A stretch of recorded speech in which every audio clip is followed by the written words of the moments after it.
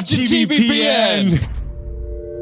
This week, what were the top stories? What were the most interesting things that we learned? One, favorite interviews. The Ukraine drone attack, that was huge. Operation Spiderweb, a whole ton of drones were smuggled into Russia in shipping containers. They emerged and went out and attacked bombers. We had Soren Monroe Anderson from Neros on the show to break that down for us. We also talked to Connor Love at Lightspeed, who does a lot of in defense tech investing. And of course, a couple weeks ago, we had Eric Prince on the show, the founder of Blackwater, and he had kind of predicted that the Ukrainian military was perhaps underrated, and we might be seeing like something like this in the future. And so that was interesting to see play out. So we will take you through those kind of interviews, recap some of those. Then obviously we had the absolute meltdown between President Donald Trump and Elon Musk that unfolded on X and Truth Social. The two leaders dueling social media. Social platforms. Exactly. And although it's a highly political story, there are big business implications. You're talking about what's going to happen in space between NASA, Boeing, different launch providers. Yeah, the implications for Tesla, SpaceX, Rivian, Neuralink, even the Boring Company, right? There's a lot of stuff that many of Elon's businesses are heavily regulated. And the potential impacts are substantial. Yeah. Then we also had some earlier stage founders on the show. Roy from Cluely came on and went pretty viral. Put on a show. You're surrounded by journalists. Hold your position. Cluely is a service to help you cheat on everything. We got to actually try the app. Someone was asking, was pushing us to try it and see how good the product is. But regardless of the product, he's also a phenomenal marketer, and he came on and put on an absolute show. And he's printing, apparently. Yeah, he's doing great. He can't spend all the money that they're bringing in. And so we'll give you an update on Roy and see where that business is. And then Keon from Nucleus came on to launch Nucleus Embryo, which he calls the first ever genetic optimization software that helps parents give their children the best possible start in life. Quite a lot of controversy there on the timeline this week. A lot of people hate it. A lot of people love it. And we'll let you kind of decide for yourselves. And then we had a whole bunch of AI experts on the show from Google, OpenAI, and Anthropic. Got to the front leading edge of the debates around AI, LLMs. Poor John yesterday. You were fighting as long as you could. You didn't want to talk about drama. You got dragged into it. But we did get some great coverage from Mark Chen at OpenAI, as well as Sholto over at Anthropic. Yeah, it was a lot of fun. The big news over the weekend was the Ukraine drone attack on Russia. They shipped shipping containers deep into Russia, at which point drones flew out of the containers and hit strategic targets. We're going to have two guests on the show today, Soren Monroe Anderson from Neros to talk about that, and also Connor Love from Lightspeed to talk about that, and also defense tech investing generally. Today we have Soren from Neros, who builds drones and has been to the Ukraine, and so we'll bring him into the studio and ask him how he's doing. How are you doing? There he is. Welcome. Great. How are you guys? We're good. We have a new soundboard, so expect some wild cards. Some wild stuff. Could you give us a high-level overview of the history of drone warfare in Ukraine? Because I understand it's been progressing super rapidly on both sides, and it'd be helpful to understand kind of the different stages. Did they ever have like Predator drones, like the Global War on Terror type of drone, or did they jump straight to quadcopter and kind of like leapfrog the technology? So, you've had this Russian aggression war in Ukraine since 2014. Obviously, the full-scale invasion was 2022. But even during that period before the full-scale invasion, there was some usage of drones for surveillance and dropping explosives. These are primarily still like small drones like what you're seeing now. But this was not a proliferated technology. Then when the full-scale invasion happened, within a few months, the Ukrainians started thinking about all these ways that they could use, inexpensive drone technology to get an asymmetric advantage. And that is where FPV drones started becoming a really, really big deal. So they pioneered the really this idea of, putting an explosive on a racing drone and using that as a precision strike weapon. There were instances of this happening in other places, but they really scaled it and they've really refined it. And then Russia was much slower to take it seriously, although now they tend to in some ways outproduce Ukraine, and they have a much more direct line to China, where most of these components are coming from. But since 2022 and FPVs just starting to get used, now it's reached an unbelievable scale. It's estimated Ukraine is going to produce 4.5 million FPV drones this year, and those are ranging from ones that are this big to 15-inch propellers, fiber optic controlled drones, many different types and sizes of warheads, different configurations. And I can talk more about the drones that were used in Operation Spiderweb as well, because those were really interesting. But what we've seen is just this vast technology landscape where new clever ideas like fiber optic are going to be the hot thing for a few months, and then they sort of just become another tool in the tool belt, and it's just this constant arms race. Yeah, talk about this. This attack was unique in a bunch of different ways, but is this something that had been, to your knowledge, or just more generally known to be something that had been attempted multiple times, or maybe like I'm curious to know. Kind of the backstory on this type of attack, because it seems it's a massive difference to be using this technology way behind enemy lines versus using it at the front line. Yeah. So primarily FPV drones are used on the front line, say the kind of 30-kilometer band across the zero line. What was so unique here is that it was FPV drones, short-range drones, being used 4,000 kilometers inside of Russia. Yeah. It was this unbelievable application where, you've seen Ukraine using long-range one-way attack drones that are going, 1,500 kilometers to strike targets deep inside of Russia. But here, these were small drones actually driven in on trucks, basically in the tops of shipping containers. And I don't know of any operations that were similar to this beforehand. I think it was not something they wanted to give away. And the drones were actually operating on cellular. They were not operating on local, like the normal low latency local radios you use for FPVs typically. And so I think, this is going to be something that a lot of people are going to look at and see. If you have drones that are operating on cellular, you can't really tell them apart from cell phones. That's really hard to defend against, really hard to detect. But now it's going to be part of air-based defense, is thinking about drones that are operating on cellular being piloted from basically anywhere in the world. Talk about the Russian response, the immediate response to this incident. From the footage that I saw, and I think most people saw that tracked it, it seemed incredibly challenging to respond to it quickly, right? By the time you could sort of organize a response, a lot of the core damage had been done. What do you think the question I think that every country is asking themselves now is, how do you defend against this type of attack, whether you're at war like Ukraine and Russia are, or you're just thinking long term? Yeah, this clearly poses a massive threat to critical infrastructure. I mean, being blatant, the U.S. does not have any defenses in place that would stop this from happening. We already know, there's already news stories about drones that are flying over our Air Force bases, and we can't do anything about it.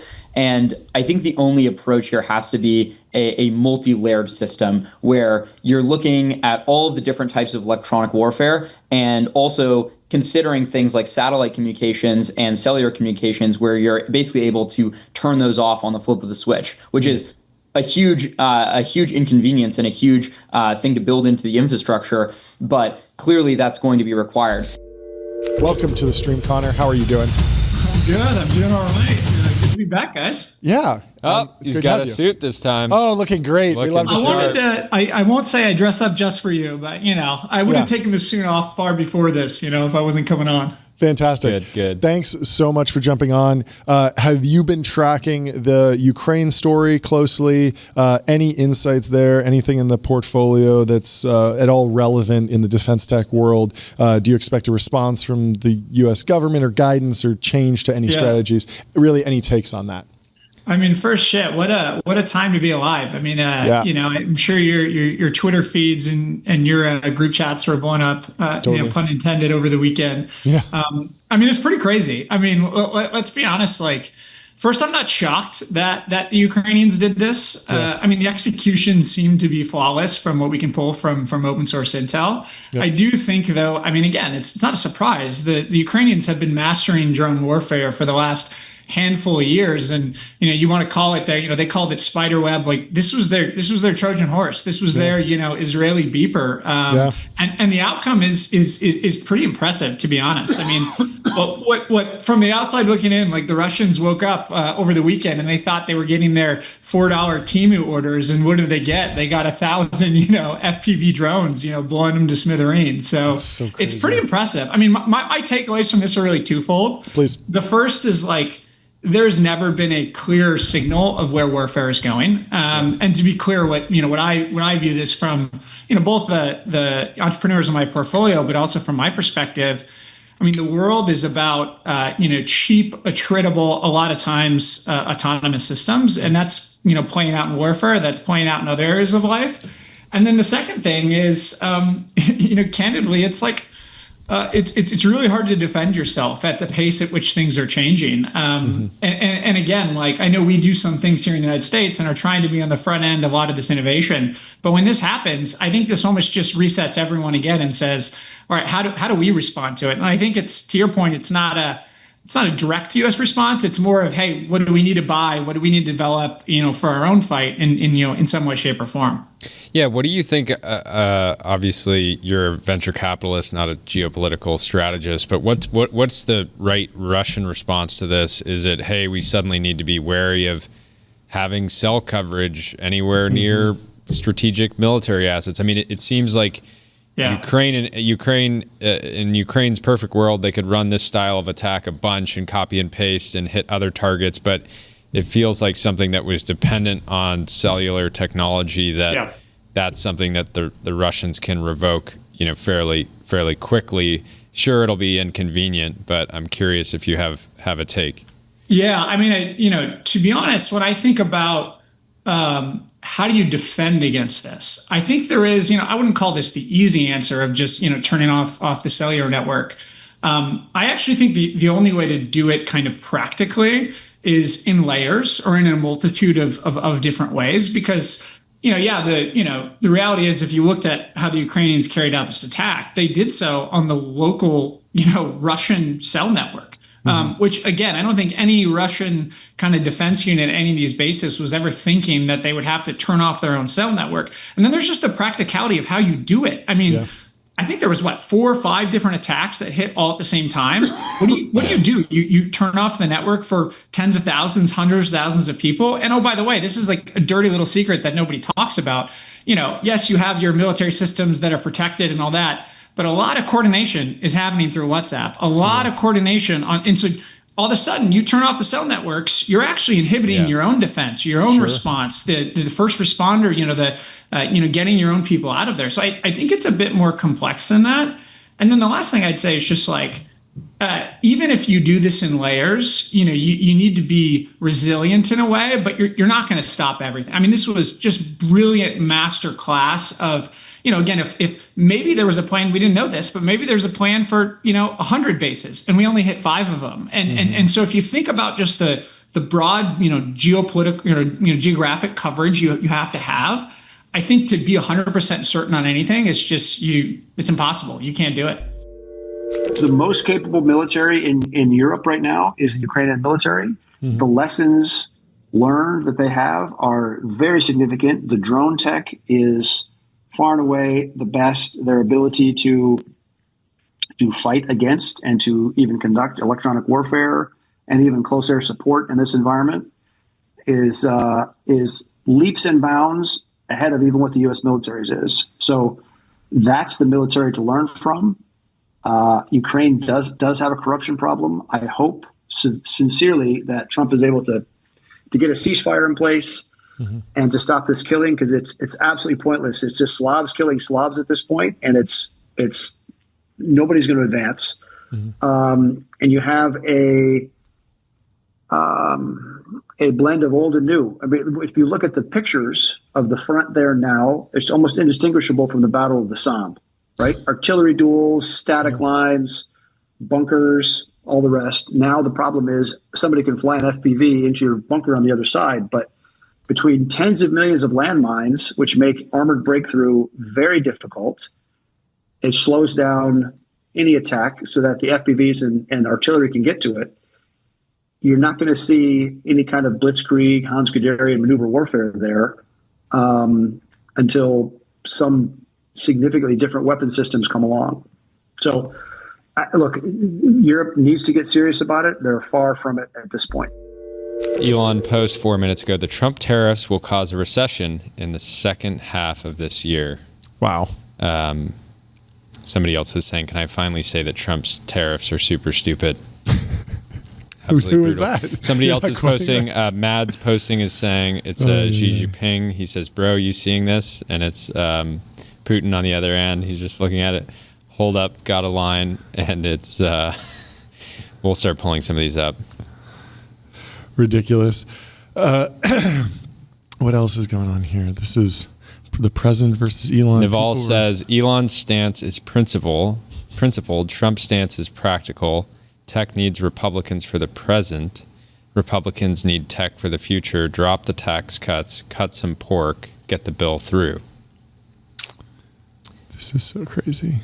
Antonio Garcia says, remember, there's FU money and then there's F the world money.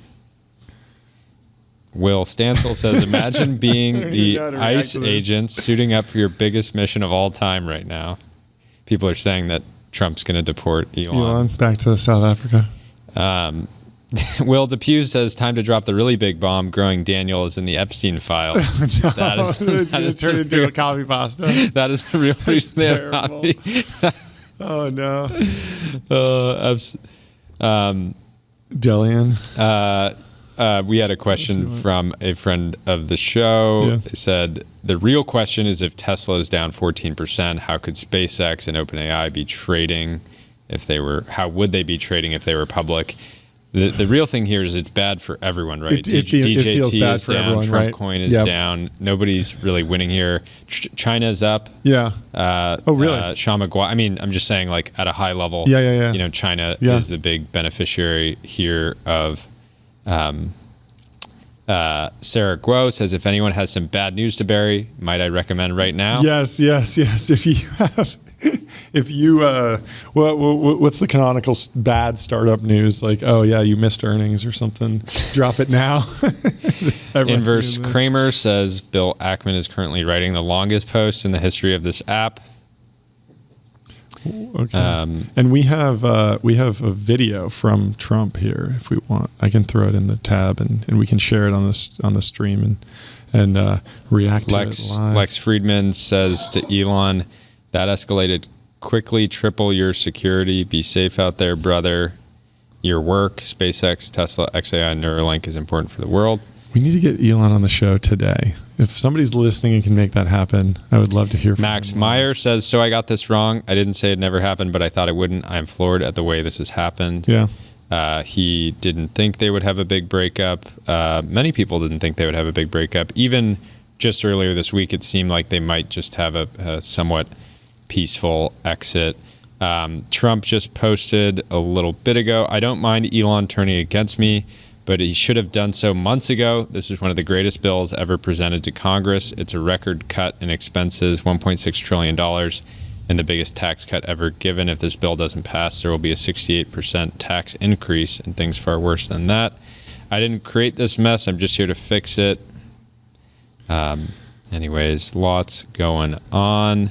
Let's go to this Trump video. I want to see what he has to say. That I've seen, and I'm sure you've seen, regarding Elon Musk and your big, beautiful bill. What's your reaction to that? Do you think it in any way hurts passage in the Senate, which, of course, what is you're seeking? Well, look, I've always liked Elon, and it's always very surprised. You saw the words he had for me, and he hasn't said anything about me that's bad. I'd rather have him criticize me than the bill, because the bill is incredible. Look, Elon and I had a great relationship. I don't know if we're well anymore. I was surprised because you were here. Everybody in this room practically was here as we had a wonderful send-off. He said wonderful things about me. You couldn't have nicer. Said the best things. He's worn the hat. Trump was right about everything. And I am right about the great, big, beautiful bill. But I'm very disappointed because Elon knew the inner workings of this bill better than almost anybody sitting here, better than you people. He knew everything about it. He had no problem with it. All of a sudden he had a problem. And he only developed the problem when he found out that we're going to have to cut the EV mandate, because that's billions and billions of dollars. And it really is unfair. We want to have cars of all types. Electric, we want to have electric, but we want to have a gasoline, combustion. We want to have different. We want to have hybrids. We want to have all. We want to be able to sell everything. He hasn't said bad about me personally, but I'm sure that'll be next.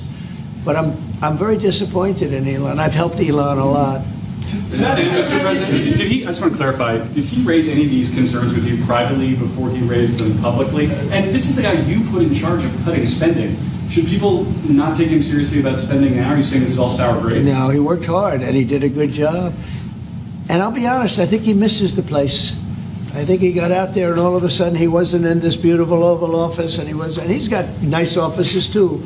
But there's something about this one. I was telling the chancellor. Folks, this is where it is. People come in. Breaking news, Delian Asparuhov is joining us in the temple for some live reactions. Come on in. Guest. I can't even spell surprise guest. I'm so excited about this. Surprise yeah, guest. In other news, 11 Labs dropped a new product 2 hours ago.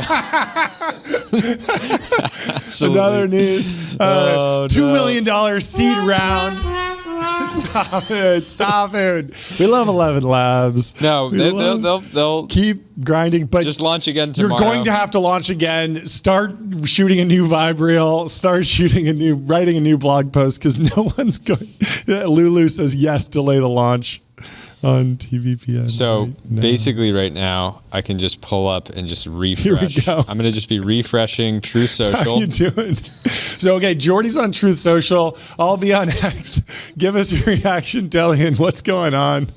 I mean, at some point, I was like, I'm just, sort of scrolling X, and I tuned into you guys an hour ago, and I was like, they're talking about some AI thing. I was like, at some point, they're going to switch to breaking news. And, and then I was watching it, and I was like, okay, John resisted. I fought it for like a half an hour, but we couldn't do it. But yeah, give us your quick reaction. I mean, I'll always, sort of give it from the, sort of space angle. It's amazing that, how much the world has shifted since Friday of last week, where it was sort of presumed that Jared Isaacman was going to be the sort of NASA admin, to today. It was released that the Senate reconciliation package re-added budget back into NASA, largely for the SLS program, which was basically the program that sort of Jared and Elon were sort of largely advocating to sort of completely shut down. So it is already the sort of counter reaction, is already showing up, in policy. Mm-hmm. Sorry, SLS program, is that space shuttle or no? Sorry, that's the SLS launch rocket. It is based off of old space shuttle hardware, but it is basically the internal, sort of NASA-run competitor, effectively, to a sort of Starship heavy launch rocket. And so because it was sort of generally behind budget, behind schedule, and there are so many commercial heavy lift rockets coming online. The default was canceled. That is largely sort of a Boeing-based program. And so if you look at 3 months ago, when they were announcing the F-47 program. Elon walks into the Secretary of the Air Force's office. Obviously, he'd been sort of ranting against manned fighter jets and believing that shouldn't be what the department is prioritizing. 30 minutes after that meeting was when they announced the F-47 program, and so now you're seeing basically the equivalent in space, where that was obviously awarded to Boeing. Boeing is the largest prime behind sort of SLS. Boeing basically is going to be the biggest winner of NASA refunding sort of SLS, and Jared Isaacman not being NASA administrator. So tying this back to the timeline, Trump posted less than 30 minutes ago, in light of the president's statement about cancellation of my government contract, SpaceX will begin decommissioning its Dragon spacecraft immediately. Break that down. I mean, that just means that we no longer have a vehicle that can go to the International Space Station. We no longer have a vehicle that can bring astronauts up and down. We also don't have a vehicle that can deorbit the International Space Station safely, right? The Dragon was expected to be able to do that. So what that means is, if you guys remember all the memes about Stranded, from last year around Boeing Starliner, it now means that the space station, itself is basically, sort of stranded. And that's like, one of the government contracts, obviously, that, sort of SpaceX is involved in. Elon, I've heard generally like just wants to shift all things to Starship anyways. And so in some ways was probably kind of looking for an excuse to, sort of shut down Dragon and refocus energies. There's also part of it where it's like, look, he is like kind of independent in the space world in that, Starlink's total top line revenue is going to be passing the NASA budget in the next year or two. And so in terms of like size of state actor that can influence space, his own company is basically about to become as large of an actor as like the entire United States. So I don't think there's going to be like a de-escalation here. Like my estimation is like on both sides it's going to continue to escalate. If we thought that we lived in dynamic times, when Trump got into office, it's going to be even more dynamic when there's like the dynamism will continue until morale improves. Elon the center, AOC the progressive populist, and Trump the sort of conservative populist. And man, it's remarkable times. On the timeline. I mean, I just have so many questions. Right? How does this impact Golden Dome? Yeah, right? What's Boeing stock doing? Will Golden Dome even be a viable project without SpaceX? It's I think there's just going to be more resistance probably to working with, sort of upstarts, because they would be ones that would probably be more likely to collaborate, sort of with, a SpaceX. And so,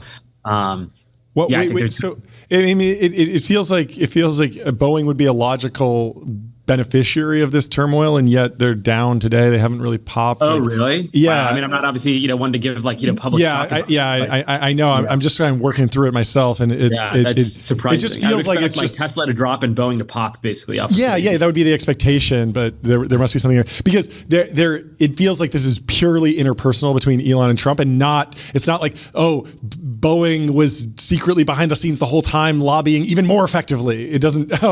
You got where's the tinfoil hat? It's over there. Maybe we need a tinfoil hat segment. Who knows? But yeah, when you're in Boeing world, it's like, hey, we're only down 1%. Let's go. The coup of the century. My question is, has there ever been a crash out of this magnitude ever in history? Well, in internet history. When Elon and Trump became friends, honestly, world scale. There's probably world history equivalent. I feel like there's something in like but we maybe didn't have the internet era in the United States where there was crashing out. Crashing out used to mean calling up the New York Times and just ranting. Yep. Now you can just live post like all your reactions, and it's just all real time. This is like crash outs are actually intensifying. You actually want to be long crash outs. Yes, definitely. Over the next 20 years. And people have their own social media platform that they own. So, you got to be on both X and Truth Social to like stay on top of things. Yeah. I actually did like a deep research report a while back on like, has the richest man in America ever been close with the US president? Going back to like, was Rockefeller particularly close? Yep. And because the narrative was like, oh, this is like so unprecedented. And in fact, it is unprecedented. Really? Interesting. Yeah. I would have guessed that like Rockefeller was close. Me too. That's what I was going for. Was like, no, I imagine this is always close. But no, I think because the president has become more powerful globally. Your point about mayor of America, dictator of the world, like it becomes increasingly valuable for the richest man to have a close alliance, and so it's become more. I don't know exactly how accurate that research was. It's totally possible that like behind the scenes, Rockefeller was really close to the president at the time, and we just didn't write about it in the history books. But there certainly aren't very many anecdotes about the richest man in America going on. So Pavel had a great for AP US History 2050. ABCD exam. Yeah. So this is where Elon Musk called the president at the time a potential pedophile. Was it A, about Epstein Island?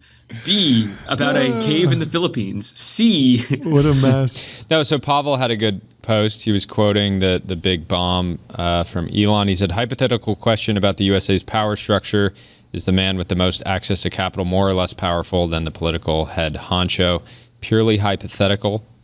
It's a good question to ask. I mean, I think both like archetypes have grown both in absolute power, but also in relative power to the rest of the globe, basically since the Gilded Era, right? If you think about like the president of the United States in 1925, I'd say pretty darn powerful, but like there was clear, like, it was a, sort of multipolar, sort of world. Argentina was pretty darn rich at the time. Obviously, Europe was still, sort of recovering from World War I, but UK was generally, sort of doing well. Like it was not, it was clear that there was a, sort of huge, outweighed effect.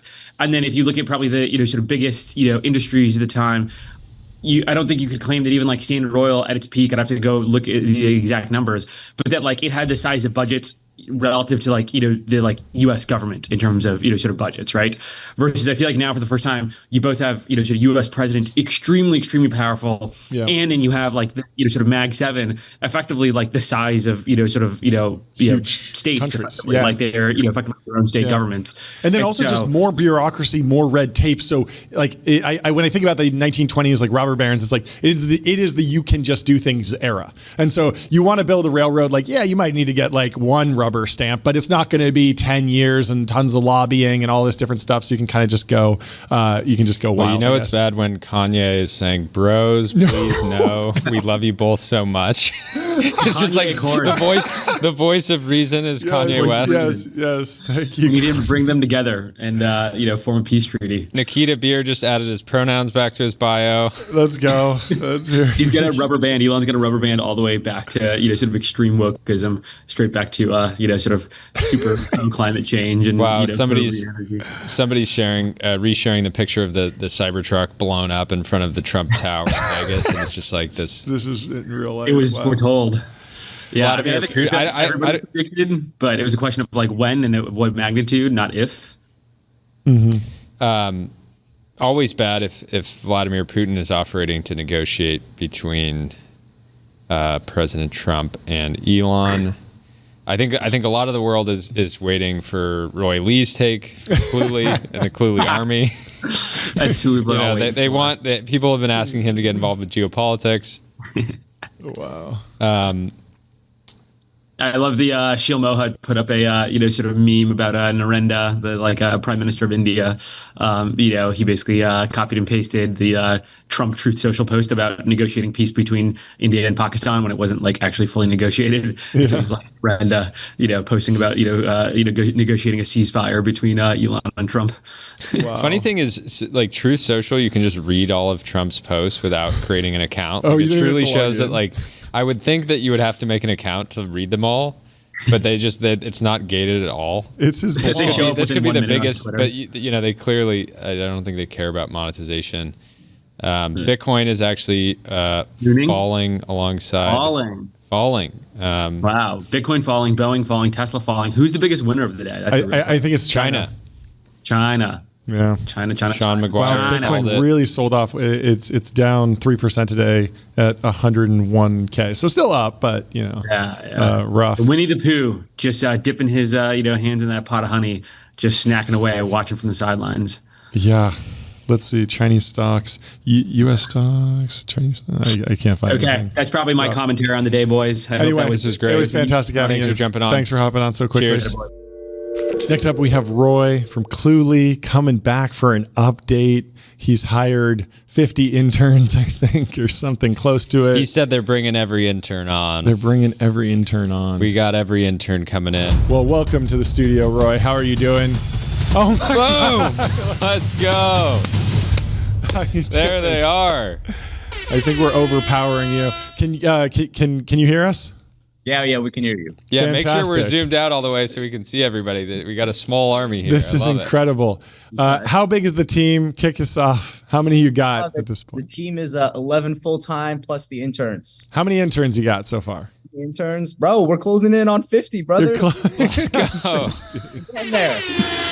That's amazing. Congratulations. What are they all doing? How do you manage everything? Is it purely social media? Is that what you want them to focus on? Growth? Yeah. Growth marketing. Like the only goal of the company is get 1 billion eyeballs onto Cluley. So we have unrestricted creative freedom and permission to do anything and everything. Just make the company go viral. Every single person you see behind you has over 100,000 followers on some social media platform. Wow. 200,000 plus. That's remarkable. Me too now. Yeah, there we you're go. Up there. Oh, yeah, you probably popped. What's working? What platforms have actually been driving the most growth? I mean, I'm sure you've run a lot of tests. What have you learned that you can share? Bro, Ben, take it away, bro. Let's hear it. UGC's been really good. We just hit 10 million views today. 10 million views. 8 days. Wow. There we go. Hoping to get 100 million views in the next month. What platforms specifically are the most fertile ground for targeting your specific customer? Because you can imagine that there's a lot of folks who are AI curious on X, but then there's a much broader, more viral audience, more general audience on platforms like TikTok, YouTube, Instagram. What's working, and what is the next platform that you're going to be focused on? Yeah, well, we're trying to go viral on every platform, regardless. Yeah. But the main thing right now is Instagram Reels. Mm-hmm. Oh, Instagram Reels. Interesting. And what is the main value prop that you're hitting people with? Is it still the cheat on test thing, or have you evolved at all? What? Still? Actually, interviews, yeah. Interviews, okay. And has there been, this was controversial when you launched it. Is it still controversial in the comments? Are you getting flamed? Has anyone big dunked on you? And has that driven virality? Is that actually a net positive? Instagram is not like Twitter. Like, you could post the craziest shit on Instagram and they will not think it's controversial. Really? So how to make it controversial? Like, we have to engage in bait some other way. Like, a cheating tool is controversial on Twitter, but on Instagram, you could have like a white guy say the N-word 10 times and it's still not controversial enough. You know, like you need crazy shit on Instagram. That's what we crack. Every single person here has like very great viral sense. Yeah. And if you watch the reels that do go viral, you see there's like ways that we've engagement baited the videos, and this is what we'll keep doing to probably 1 billion views a month is probably. How long does it take to figure out if an intern is cracked? Is it like an hour, 2 hours? How much time do you need? For me personally, probably like 10 minutes, but for anybody watching, probably would take like one or 2 weeks. There we go. How do you guys think about product marketing? Obviously, you're just going viral everywhere, getting all this attention. How do you make sure that it I love that he's shaking his head on the doesn't think about, it's not about the product, it's about the attention. Attention is all make anything go viral. Yeah. Yeah, but how do you, the side of the street, you know, you make some UGC videos, make some Twitter posts, you know, you can sell anything. You know, in 2025, product doesn't matter. You know, I could jack off the side of a building and sell some videos of it for $20 each, make $2 trillion. It's crazy. $2 trillion. That's intense. How do you guys think about burn? Is it on your mind? Is it on your mind at all? I don't know if you saw the last tweet, but as of literally like 2 days ago, we're still cash flow positive. We're still fucking profitable. We're still profitable. Let's give it up for the profitability. Let's hear it. It sounds. So you're charging for the product and people are paying. Are they at all satisfied, or do they feel like they got scammed? Satisfied, bro. Like, the product works. You're either using this as a consumer and it's working because like you're passing your interviews, and or if it doesn't work, you're not gonna complain to me because I'm gonna go right to your employer and tell them, yo, guess who's complaining about using the product? Like, I'll get you blacklisted if you complain. Really. How are you thinking about how are you guys thinking about product evolutions? What do you want to add to the product? Obviously, you want to help people cheat on everything. Where are you going to help people cheat next? We don't care about, like, the product is going to be led by the virality of the content. Mm-hmm. We have video ideas right now that we're going to try to push for different use cases. We're going to see which ones go consistently the most viral. If you can make something go more viral, then like you can just build the technology after you have all the attention. So we'll figure out the exact use cases and exact niches we're going to quintuple down on once these guys get to work. What formats on Instagram Reels are like the most modern in terms of consistently viral? Like you mentioned, like man on the street interviews. What do you do for a living? That's always been a fertile ground. What about? I see a lot of those like mobile game ads that look like, you know, you're fighting down some sort of bridge, and then you go into the game. It's actually just match 3. What are the different formats that you like to pull from? Every week there's 2 new ones, and at any point there's probably 10 to 20 viral trends that is happening, and these cycle so quick. You need to keep your finger on the pulse. These things will like expire immediately. You need to be on the ball, and like if I told you right now, by the time people watch this on YouTube, like it would have all been expired. Well, we're live, so give us the latest and greatest. Like, what's going viral today? Well, right now we got 10 million views using a Snapchat format. Okay. Viral for like the last 3 years, to be honest. Okay. And I think that like we just have to get people who continuously scroll TikTok like 6 hours a day. Yeah. But what's the actual format that you use? Like, describe the video. What is the hook? Like, break it down for me, like you're explaining the art behind the viral format. There's a caption. It starts with a face, usually a handsome dude or a pretty girl. They're saying, "Damn, this interview starting with the hard questions. I should have been a CS major, not a business major." That's engagement bait because people are saying like, "Bro, like CS is way harder than business." Then it turns around, the interviewer asks like, "Hey, how are you doing? Why should we hire you?" And then this guy uses Cluey to generate a response, but he can't fucking read the response, so he reads it hella autistically, like, "Oh, I revel in detail," and then that is like another conversation point. Like people are cooking on the guy because he can't read properly. The guy is like doing a really dumb interview using Cluey. That's great. How are you guys using AI generated content internally? I know a lot of the videos that you guys are creating are just typical social media vertical video.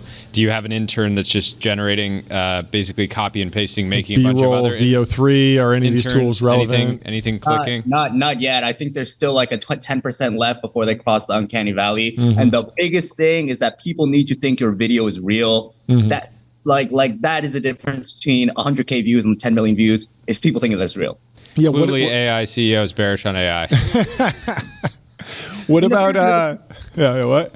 Google needs like 10 more Chinese researchers to like figure it out, and once they push out the latest update, then VO3 will be there. But right now, we need real people. Yeah. Well, I mean, what about just using AI as like stock footage replacement, not as the lead in for the video, not the entire video, but just like sprinkled in to illustrate a point, an establishing shot of like a building, a helicopter pulling into a building, like that historically has been kind of something that you would reach to, Adobe stock video for. VO3 feels like it's there, but are you not drawing on that at all yet?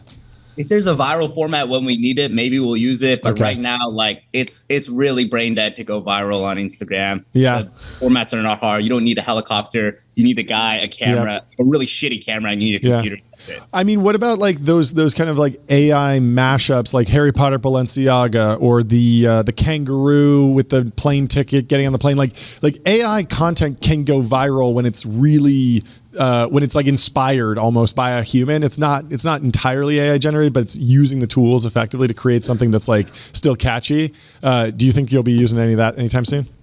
Probably very soon. We're scaling up. Like what you see right now is probably about less than 1% of what the size we will be by the end of the summer. Like we are profitable. We're not trying to be profitable. We just keep making so much money. We can't help it. So we're really scaling this shit up. I'm not even trolling you. 1,000 creaters are going to be shipping out content. We're doing a complete internet takeover. Okay, so why in-house? Why do they even have to be employees? Couldn't you turn this into like a multi-level marketing scheme or something, a pyramid scheme? Exactly or like what we're gonna do. That's that's what you're gonna do. Okay. MLM. AI. Are you guys worried that you could be infiltrated by journalists? I'm sure they're circling the house right now. The hit pieces are going to come. We're doing a softball interview right now. I mean, the person that's brave enough to try to do a hit piece on the Cluely army is it's going to be. I bet they're dying to. Look, more eyeballs is better. There's no company that ever died from a founder being too controversial. You got Deal fucking infiltrating with genuine spies, and they're still doing fine, bro. You got like, Worker 17 guys. They're still kicking. Like no company ever dies from being too controversial. You die because you don't make enough fucking money. Yeah. Speaking of making money, what's the pricing model right now? Are you doing anything on price discrimination? Is there a super high tier if you get a whale? What does a Cluely whale look like? Can I spend $2,000 a month on this service? Yeah, you should add a tipping feature too. Yeah. People should be able to tip you guys if they have a good experience. You should add they get the job. Like really financialization, pay as you go, high interest rate loans. Just really push it. Make it sports gambling in there maybe. Just throw it all in. Yeah, I mean, it's $20 a month for consumer, $100 a year, and our top line revenue is really being driven up by enterprise. Enterprise, you're gonna have to talk to the sales team to get a custom quote, but there's a lot. Are you serious? What are the? Is that more on the sales side? Who are the enterprise? So you sell to SDRs? You guys laugh because you think I can't sell enterprise because I'm. No, I don't believe it. I trust. Like these Fortune 500 CEOs, like these are like 35-year-old dudes who sit there scrolling through Twitter laughing at my posts. Yeah. No, it seems legit. It makes sense. No, I believe it. But I mean, you're not going even higher tier. Like, what's the $2,000 a month Cluely vision? For consumer, there's a lot more we can do with more compute. But right now, we're like to be honest, I didn't expect to grow this fast. The Eng team is quite small. I'm like spending a lot of time trying to hire more competent engineers. We have a lot of backlog tasks that we need to fill out, especially for this last contract that we signed. So we're full time focusing on the one big guy that we got right now, and after that, then we'll try and scale this up. But right now, we're focused on the one big client that we signed. Yeah. Talk about your compensation strategy that people want to know. You said you can raise infinite capital, and you're so confident. I believe you. But I'm curious to get some more insight there. Bro, I feel like it's so retarded to be a company. Sorry, am I allowed to say that? No, you're not allowed. No, this is a family-friendly show.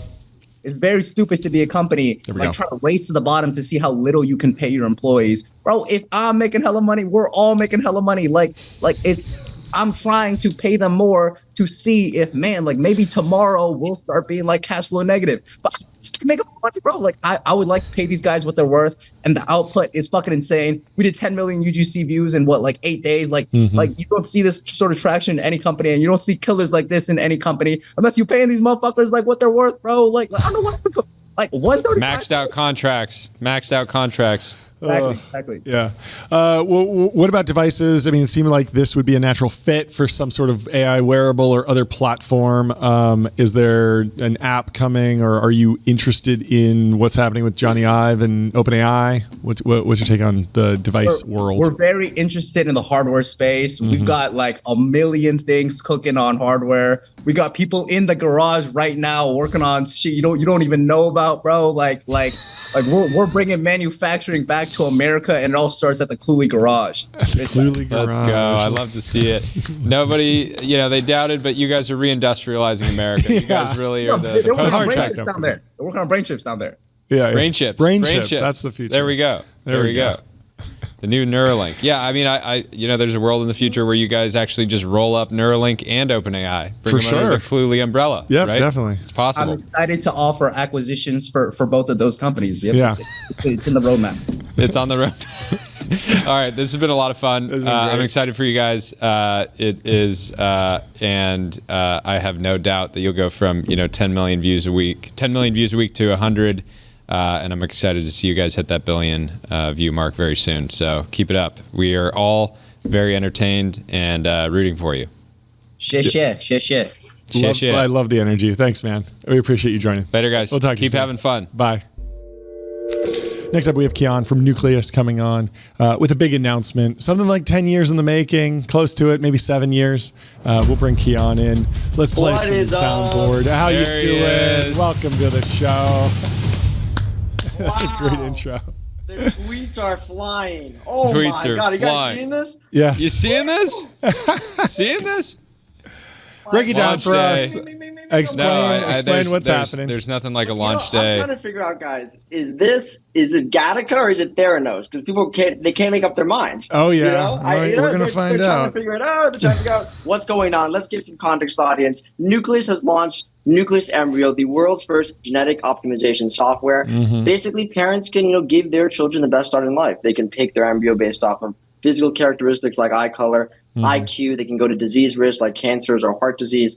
Basically, we really believe parents can get all the information that exists about their embryos, and they can pick however they want. For me personally, it's been 10 years in the making. The journalist actually covered it today in the Wall Street Journal. Was a journalist that covered my gene editing in a warehouse in Brooklyn 10 years ago. Yes, wow. Overnight success. So it's a long time in genetics. Yeah, so break down the state of the art, because like embryo screening exists. I think most parents in America, at least if they have the means, do some sort of screening while the embryo is growing. Is this purely for IVF? Is this just going a layer deeper? And then I want to talk about the regulatory and FDA component as well. Yeah, let's talk about it. So basically, if you go to an IVF clinic today, you're a couple. The vast majority of clinics. The first thing I should understand is that the IVF process is principally controlled today by clinicians or doctors. Honestly, couples don't have as much liberty in our perspective as they should. It's their baby, it's their embryos. They should have the right to that information, and they should be able to pick off any vertical. However, today in the clinic, what generally happens is people test embryos for very rare and severe genetic conditions. For example, like a chromosomal abnormality, like Down syndrome, for example, or even a condition like cystic fibrosis or Tay-Sachs or PKU, right? These are conditions that are very rare, that maybe someone might have a carrier for cystic fibrosis, but again, it's pretty rare. Then there are conditions that we've all heard about, things like breast cancer, things like coronary artery disease, the things that actually kill the vast majority of people today, right? Chronic conditions kill the vast majority of people today. Those conditions are just not tested for in the clinic, even though we have very good science actually that can make those predictions. How do we know this as a DNA company? Well, that's what we do, right? We build models that predict disease, and the way you test those models is in adults. So we go from adults to embryos is actually because we can basically well validate these models to show that they work in both the embryonic context and in the adult context. And so what we're really doing is we're going from, okay, instead of just looking for really severe, like Down syndrome or cystic fibrosis, why not do breast cancer? Why not do heart disease? Why not do colorectal cancer, right? Why not do schizophrenia? Why do Parkinson's? But then why stop there? And this is really the important thing, because ultimately, if you think about diseases and traits, the extreme version of any a trait is actually a disease, right? Height is a great example of this. One extreme end is like, John, for example, he's like Marfan syndrome almost. Then the other end is like me, dwarfism, right? It's like diseases on both ends, okay? So IQ is another example of this. One end is like, autism. The other end, it can actually be some sort of, a cognitive basically challenge that people have. And so when you think about it, we start realizing that people have drawn a line in the sand saying you can get, rare diseases, you can't get common diseases, but then they really said you can't get any traits like height, even though the best predictor we have today actually in the world, the best polygenic predictor is for height. So as a company, we've kind of completely reimagined this and said, wait a second, what's going on here? You should have access to the entire stack. Rare diseases, we do. Cystic fibrosis, common diseases like breast cancer, and also traits all the way up to something like IQ. Yeah. So, I mean, that test, are you just giving people the data? Because I imagine that once you get into particular recommendations, that's more of what I would expect a licensed doctor to need to do. Well, yeah, my sense is that you can allow people to get the data from their doctor and then feed it into Nucleus. Is that correct? So that is correct. And actually, we have there was like 10 announcements today. You know how we do it. We like to do 10 announcements in one day.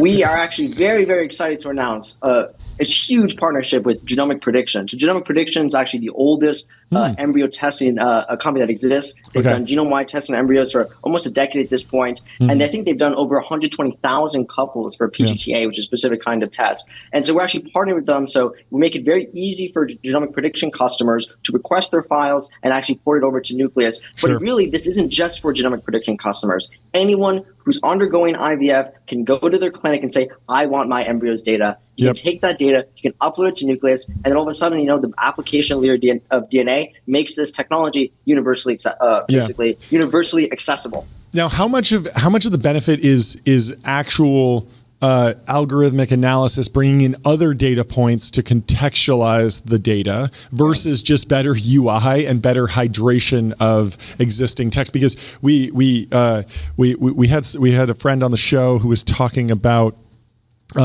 getting some medical results from a doctor. The doctor's office was closed. It took 2 days until the doctor was going to be able to interpret the results. He was able to just take a photo, upload it to ChatGPT, and say, "Hey, is this really, really bad? Should I be panicking?" Because it seems somewhat out of the range. And ChatGPT was able to say, "Hey, you still got to talk to the doctor, but this isn't the craziest thing I've ever seen. This isn't way out of distribution." And so that's almost like a pure UI layer, but extremely valuable. I know it might not be like the right narrative for some people, that it's like not as innovative, but I think that like all that matters at the end of the day is giving people benefits. It's always both. It's always both.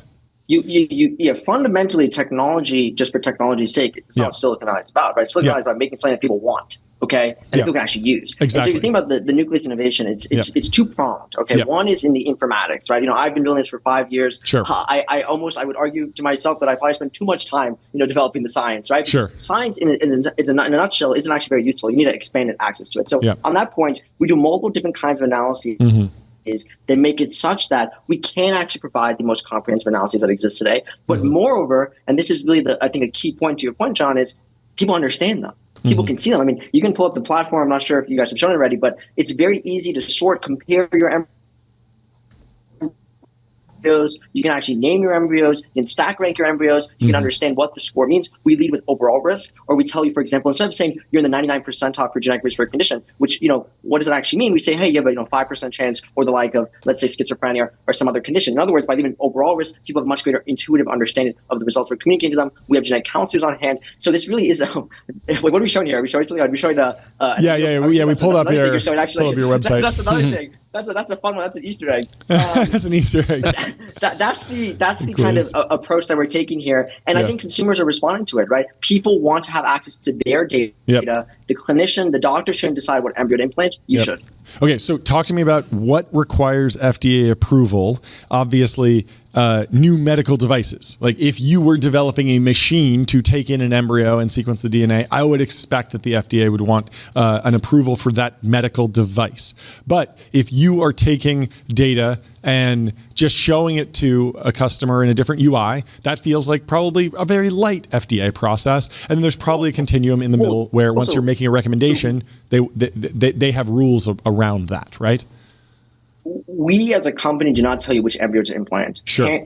Basically parents, the couple has complete agency to decide how they want to use the information to implant their embryo. Moreover, let's be clear, height, right? I mean, can a height analysis be a medical device? It doesn't even make sense, right? IQ, height, there's traits, for example. We all, traits are something that I don't think necessarily belongs in even the kind of infrastructure of thinking about medical care, right? These are things that go beyond medical care. These are things like, that people just kind of intuitively know, and that there are DNA tests done every single day D2C for these analyses because they're not disease analyses, right? So we do both diseases and traits, to be clear. My point is many of these innovations, you have to wonder, should the government say, if someone can or cannot pick their embryo based off height? That doesn't seem right to me. I think it should be in the complete liberty of the individual to decide that. Yeah, but I mean, we're a democratic country, and so if a huge swath of the population says that the FDA should review that type of test or that type of analysis, height analysis. It could happen. I mean, the FDA reviews all sorts of different stuff. And so I guess the question shifts to do you expect a change from FDA on the way these analysis tools are regulated? I think right now the most important thing is just putting these high quality, rigorous scientific results in people's hands and then helping them basically have healthier children, helping them give their child the best start in life. I think that generally speaking that, people should have more liberty, more choice in medicine. I think the broader longevity trend actually touches on that point as well. So that's what we're excited to do at Nucleus. Yeah, I mean, the fact that you're partnering with a company on the actual medical device side, they are doing the sequencing of the embryos, that really takes it out of the Theranos question entirely in my mind. I feel like you should be beating the drum there a little bit more. It's like we didn't say we created some new device, but I don't know. You have to fight we ship. That's the difference. I know. We ship. It's locked in fraud, baby. Go look at it. Go use it. That's the evidence. Why is there a pudding? Okay. I love the visual of John and his wife selecting between embryos, and it's like 610 or 72. Tough choice. Well, if we go with the 610, he has could potentially fly commercial once in his life. We can actually play this game right now. Okay, here we're gonna play a game right now. I'm gonna put it in the chat. Pickyourembryo.com. Okay, everyone listening to this, pickyourembryo.com. I'm gonna go to it. Oh my God, here we go. Little Easter egg here. Okay, let's see what's more important to you, John. Intelligence or muscle strength? Come on. Absolutely, muscle strength. Let's go. We're the future's bodybuilding. Let's go. Okay, yeah, John would take he would happily have a 5'2" son if he had top 0.01% bodybuilding genetics. Exactly. Yeah. Okay, so which one here, lifespan or height? Come on, lifespan. Lifespan. Let's go. Let's go. Maybe low depression. You got to be golden retriever mode. You got to be. You need low depression. You need low depression. Let's go low OCD. I don't mind bouncing around OCD. A bunch. Okay, what's more? Risk-taking anxiety. Let's go high risk taking. There we go. Let's see what okay, we're analyzing. Is this some generative AI stuff going on? This is great. Nadia. I got Nadia too. The enduring athlete. Let's go. Physically strong, cautious, built to last. Yeah, this is great. Is this driving a lot of attention, a lot of downloads? Is this going viral yet? This seems like something that's designed to be shareable. We just dropped it right now. Technology Brothers, we got you the exclusive. Let's go. There Let's go. There you Let's go. put it out there. You I want to see people. They can pick your embryo. People say, "What's it like?" Maybe you're not doing IVF yet. No problem. Yeah. It's funny. Only 9% of people choose Nadia. Okay. Well, we're contrarian. We like that here. Yeah, that's fun. Yeah. That's great. Oh, well, congratulations on the news. Congratulations on the launch. Yeah, the pace is wild. Last thing, what's going on with, have you seen these Just Blood billboards? Oh, yeah. They're all over LA. So there's someone who's running a campaign right now, Justice for Elizabeth Holmes, claiming that Theranos was not the scam people think it was. And there's a documentary coming out, and there's billboards all over LA for Just Blood. Like, it's just blood. It's not that big of a deal. And John, just to be clear, there's an exclusive on Technology Brothers next week from this person, right? They're going to tell their story next week. Just to make sure you invited them already. I hope we are toying with the idea that someone reached out to kind of connect us. We're thinking about doing it, but we're not 100% sure that it would be appropriate for the Based on the website, I don't know if it's appropriate. Yeah, it doesn't look like it was designed with Figma, so I don't know. We can't quite do it. It's a little bit. The team definitely doesn't use linear. Yeah, but they claim that Elizabeth Holmes has been proven innocent, and so it's a bold claim. We like to see people making bold claims. By what jury is my question? Yeah, the jury of someone who knows HTML. Keon, always a great time. The energy is fantastic. Off the charts. Electric. Thank you for coming on, firing us up. Congratulations on the launch. We will talk to you soon. I'll see you on Twitter for sure, okay? We'll see you there. Bye, guys. Bye. We have someone from OpenAI here. We're going to stick to technology and business, but welcome to the show, Mark Chen. Good to see you. Great to see you guys. Thanks for having me. Awkward day, but I'm excited to talk about deep research. I am excited to talk about AI products. Would you mind introducing yourself and kind of explaining what you do? Because OpenAI is such a large company now, and there's so many different organizations. I'd love to know how you interact with the product and the research side, and anything else you can give to contextualize this conversation.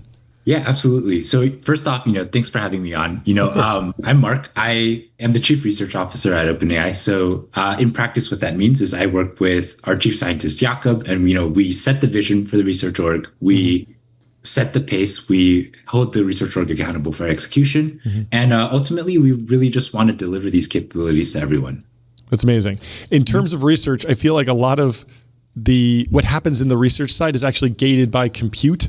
Is that a different team? Because what if the researchers ask for a $500 billion data center? That feels like maybe a bigger task. It is useful for us to factor the problem of research and also kind of building up the capacity to do that research. So we have a different team. Greg leads that, which really thinks holistically about data center bring up and how to get the most compute for us. And of course, when it comes to allocating that compute for research, Jakob and myself do that. That's great. And so what can you share that's top of mind right now on the research side? There's been this discussion of pre-training scaling wall, potentially the importance of reinforcement learning, reasoning. There's so many different areas to go into. What's actually driving the most conversations internally right now? Yeah, absolutely. So I think really it's a really exciting time to do research. I would say versus 2 or 3 years ago, I think people were trying to build this very big scaling machine. Yeah. And really the reasoning paradigm changed a lot of that, right? Like reasoning is really taking off, and it really opens this new playing ground, right? It's like there are a lot of kind of known unknowns and also unknown unknowns that we're all trying to figure out. It kind of feels like GPT-2 era, right? Well, where there's so many different hyperparameters you're trying to figure out. And then I think also, like you mentioned, pre-training, that's not to be forgotten either. Today we're in a very different regime of pre-training than we used to be, right? Today we can't treat data as this infinite resource. Yeah. And I think a lot of academic studies, they've always kind of treated, you have some kind of finite compute but infinite data. I don't think there's much study of,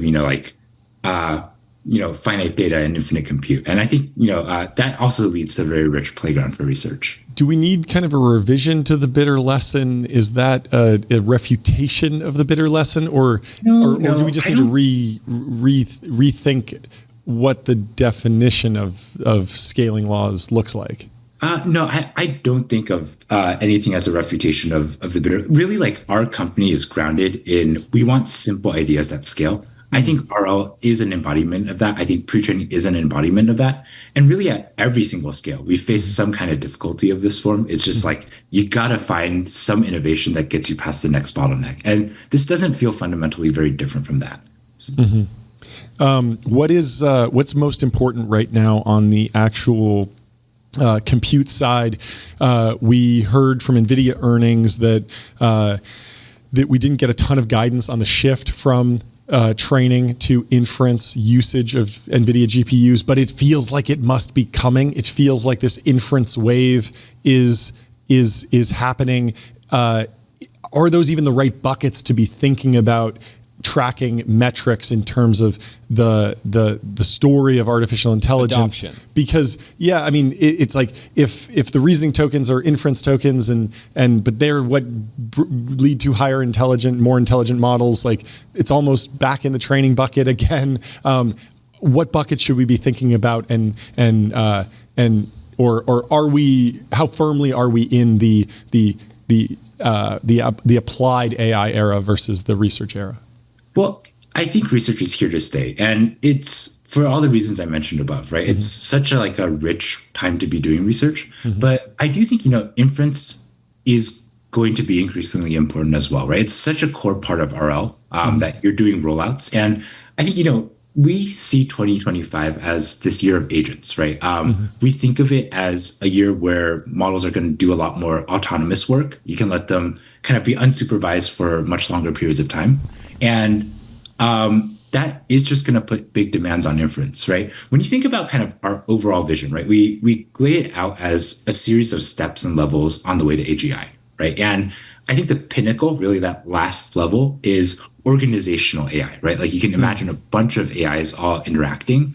And I think that's just going to put huge demands on inference, right?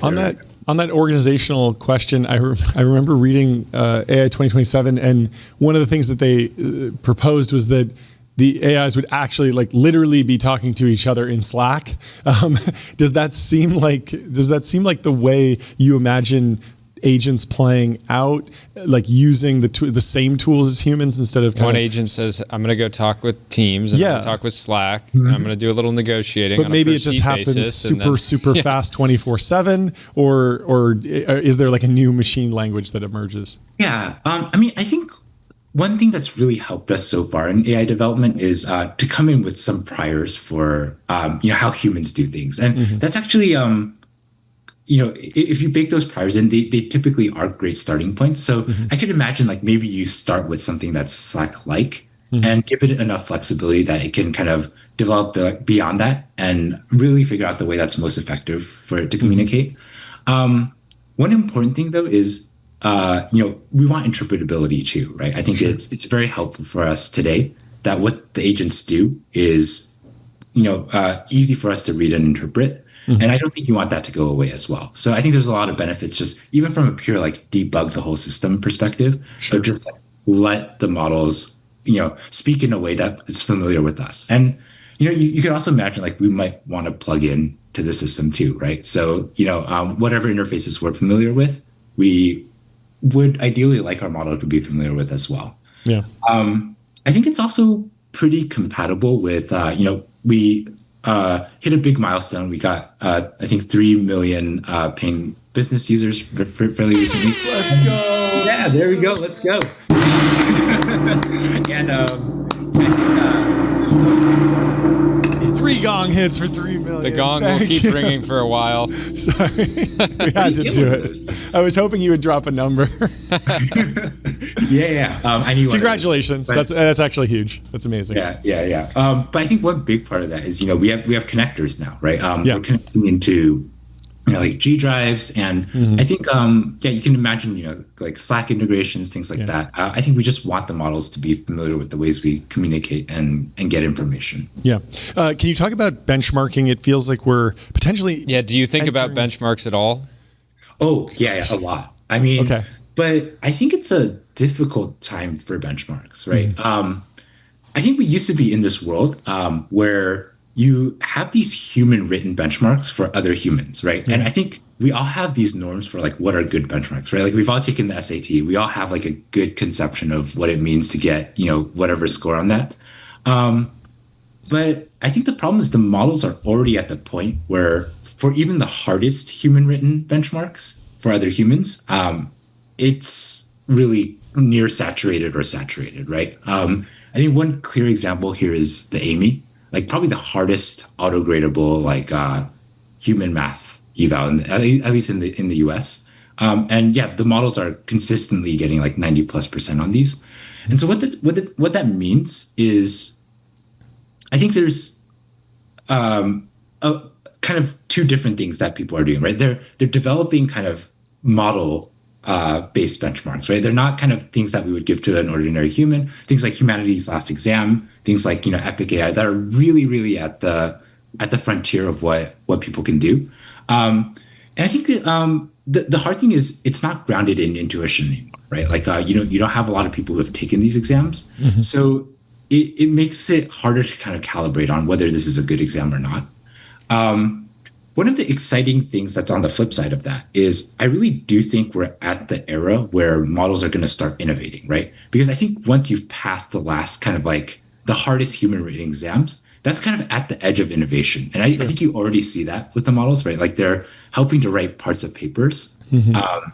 And I think the other kind of way that people have shifted is, there's these, ultra frontier evals, but they're also people kind of just indexing on real world impact, right? You look at your revenue, kind of the value you deliver to users. And I think that's ultimately what we care about. Can you bring that back to interpretability research, like with these super, super hard math evals, for example, are we doing the right research to understand if the thought process mirrors not just one-shotting the answer? Oh, you memorized it or you magically got it correct, but you actually took the correct path. Kind of like you're graded for your work, not just the answer. If you're in grade school, and Dario said that interpretability research will actually contribute to capabilities and even give a decisive lead. Do you agree with that? What's your reaction to that concept of interpretability research being very important? Yeah, I mean, we care a lot about it here at OpenAI as well. So one thing that we care a lot about is interpreting how the model reasons, right? Because I think we've had a very kind of specific and strong view on this in that we don't want to apply optimization pressure to how the model thinks so that it can be faithful in the way it thinks and to expose that to us, without any kind of incentives to cater to what the user wants, right? I think it's actually very important to have that unfiltered view because, oftentimes, like if the model isn't sure, you don't want to hide that fact, right? Just for it to kind of please the user. And sometimes it really isn't sure, right? And so we've really done a lot of work to try to promote this norm of chain of thought faithfulness and interpretability. And I think it gives you a lot of sense into what the model's thinking and what are the pitfalls that it can go off into if it's not reasoning correctly. That's such an important point, because if you have somebody on your team and they come to you and they say, hey, I think this is the right answer, but we should probably verify it. It's like, well, it's still valuable. Totally. It puts you on the right path. But if somebody comes to you 100% confidence, this is the truth, and ends up being wrong. It's like, well, like trust is just destroyed. Yeah, completely. Totally. Yeah. Don't you guys feel like, safety felt a lot more theoretical a couple of years back, right? But like today, like the things that people were talking about a couple of years, like scalable oversight, like really having the model be able to tell you like, and convince you that the work it did was right. It feels so much more relevant right now, just because 100%. The capabilities are so strong. Yeah. I mean, just personally, I've completely flipped from being like, the safety research is not that valuable because I'm not that worried about getting paper clipped. It just seems like a very low likelihood that's kind of like the bad ending, like immediately, and this FOOM and all this crazy gray goose scenarios were just so abstract and sci-fi. It just felt like economics will fall into place, and there will be like a the nuclear ending, which is like we didn't build nuclear plants and we just stopped everything because humans seem to be good at that. But now that we're actually seeing things. Yeah, it's crazy how fast it's been, right? Like, oh yeah. I think my personal story is like, you know, what got me into AI was AlphaGo, right? Like just watching it get to that level of capability at Go. Yeah. And you were kind of like, it was such an optimistic and also kind of a little bit of a sobering message, right? When you saw Lee Sedol get beat. And I just remember, you know, like we saw the coding models, you know, when we first launched, like, I think very OG codecs, you know, with GitHub Copilot, it was maybe like under, you know, 1,000 ELO on Codeforces. And I still remember the meeting where I walked into where the team showed my score and they're like, hey, the model's better than you. And it's like, you come full circle and it's like, wow, like I put decades of my life into this and, you know, the capabilities are there. So like, if, you know, I'm kind of at the top of my field in this thing and it's better than me, like what can it do? Really? Yeah, that's amazing. I have so many more questions. On AlphaGo, are there lessons from scaling, how scaling played out there that we can abstract into the rest of AI research? What I mean is, as I remember it, the AlphaGo training run was not 100K H200s. But what would happen if we actually did an AlphaGo style training run? I mean, it would be an economic money pit, right? Like they had no economic value to do. But let's just say some benevolent trillionaire decides, I'm going to spend $1 billion on a training run to beat AlphaGo and go even bigger. Is Go at some point solved? Would we see kind of diminishing scaling curves? Could we throw extra RL? Could we port back everything that we've doing in just general AGI research and just continue fighting it out in the world of Go? Or does that end and does that teach us anything? Yeah. Honestly, I feel like if you really are curious about these mysteries, join our team. That's the thing I want to say. But yeah, I mean, really, like kind of the central problem of today is RL scaling, right? Yeah.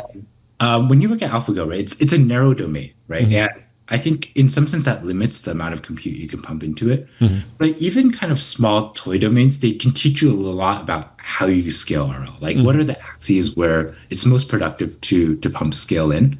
I think a lot of scaling research just looks like that, whether it's on RL or pre-training. So you identify a lot of, you know, different variables under which you can scale, and like where is kind of where you get the best kind of like marginal impact for pumping scale there. I think that's a very open question for RL right now. And I think what you mentioned as well, it's just like, you know, going from narrow to broad, right? Does that give you a lever to pump a lot more scale in as well? I think when you look at our reasoning models today, they're a lot more broad-based than, you know, just being able to kind of an expert system on Go. So yeah, I really do think that there are so many levers to scale. And what about Move 37? That was such an iconic moment in that AlphaGo Lee Sedol match. They placed Move 37. It's very unconventional. Everyone thinks it's a blunder. It turns out not to be. It turns out to be critical. It turns out to be innovation. Do you think we're certainly post Turing test in language models? We're probably post-Turing test in image generation, but it feels like we're pre-Move 37 in text generation in the sense that there hasn't been like a fully AI-generated book that everyone is just, oh, it's the new Harry Potter. Everyone has to read it. It's amazing, and it's fully generated. Or this image. The images, they do go viral, but they go viral because they're AI. Move 37 in the context of Go did not go viral because it was AI. It felt like it was actual innovation. So is that the right frame? Does that make any sense? I think it's not the wrong frame. So I think some quick thoughts on that. I think kind of when you have something that's, you know, very measurable, like win or lose, right? Yeah. Something like Go. It's like very easy for us to kind of just judge, right? Like, did the model do something right here? And I think the more fuzzy you get, you know, it is just harder, right? Like, when it comes to, you know, is this the next Harry Potter, right? Like, you know, it's not a universally loved book. I think fairly universal, but, you know, there's some haters. And yeah, I think it is just kind of hard when it comes to these human subjective things, right? Where it's really hard to put down in words like what makes you like Harry Potter, right? And so I think those are always going to lag a little bit, but you know, I think, you know, we're developing more and more techniques to attack kind of these more open-ended domains, and I don't know. I wouldn't say that we're not at an innovative stage today. So I think my biggest touch with this was when we had the models compete on the IOI last year. So IOI, it's like the international, basically Olympics for computer science. Basically the top 4 kids from each country go and compete. And these are really, really tough problems. Basically selected so that they require some innovative insight to solve, right? I think, and we did see the model come up with solutions even to some very ad hoc problems. And so I think there was a lot of surprise for me there, right? I was completely off base about which problems the model would be able to solve the most, right?